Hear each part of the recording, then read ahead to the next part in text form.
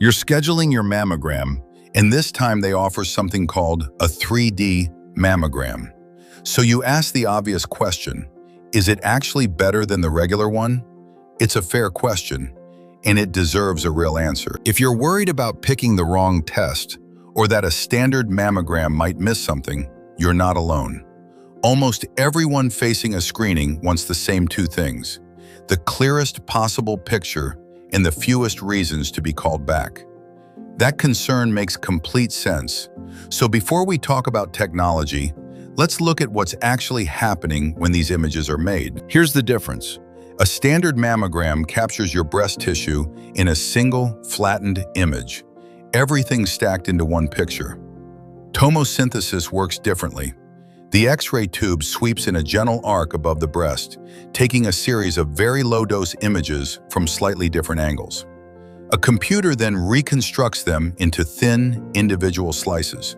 Picture a loaf of bread. A regular mammogram is like pressing the whole loaf flat and taking one photograph. Anything tucked between the slices disappears into the overlap. Tomosynthesis separates the loaf back into individual slices, so the radiologist can examine each one on its own. That's why a small finding that might hide behind overlapping tissue on a flat image can stand out clearly when the layers are viewed one slice at a time. Myth: a 3D mammogram exposes you to far more radiation. Fact: the dose is only slightly higher than 2D alone, stays very low, and remains well within FDA safety limits. And many centers pair it with a synthesized 2D image to keep the total dose down. Myth: 3D is only for women who already have a problem. Fact: it's widely used for routine screening, and it's especially helpful for dense breast tissue. Myth: it takes much longer and squeezes more.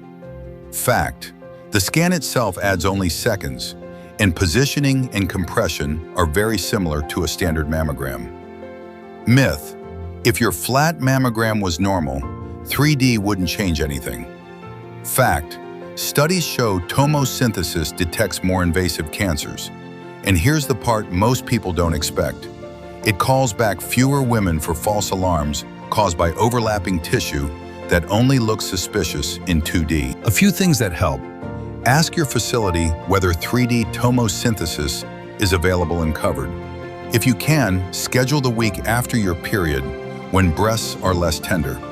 Bring any prior images so the radiologist can compare, and skip deodorant, powder, or lotion that day since they can mimic findings on the image. And about that original worry, whether you're getting the right test. Both standard and 3D mammograms are performed on FDA-regulated, accredited equipment and read by board-certified radiologists. Tomosynthesis doesn't replace screening, it builds on it, giving the radiologist more layers of clarity, especially in dense tissue. The better test is the one done consistently and matched to your breast tissue, a conversation worth having with your provider. So remember the loaf. 1. A 3D mammogram captures your breast in thin layers instead of one flat image. 2. That layering helps find more cancers and cuts down on false alarms from overlapping tissue. 3. The radiation stays very low and within safety limits. Same goal as always, the clearest picture and the fewest reasons to come back. When you schedule your next mammogram, ask your imaging facility whether 3D tomosynthesis is right for you.